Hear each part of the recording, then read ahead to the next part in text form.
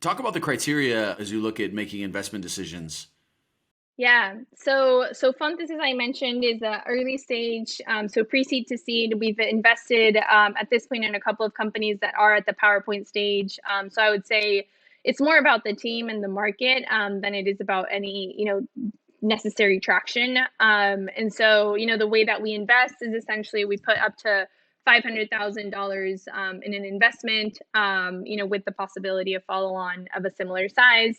But really, sort of criteria is a strong team. I think, having that founder market fit is really important. And I would say, from our perspective, there's, a couple of areas that we know better. There's a couple of teams that we already have known for a while.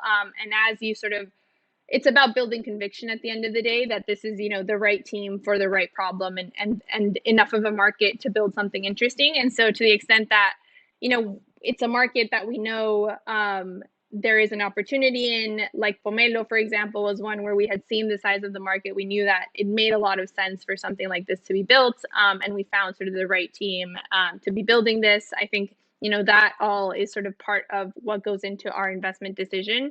But it's really those three things, right? A strong founding team, the market, which I'm sure is what all investors say, but at the end of the day is true. The market is interesting, attractive, and large. And then I would say it's a validation that the problem exists, right? So whether it's, in a more obvious problem where it maybe takes less, I would say, validation. But I would say, as we look at companies, we're really looking for if you have some sort of I would say validation of your hypothesis, right? That this is a real problem, that there's a need for it.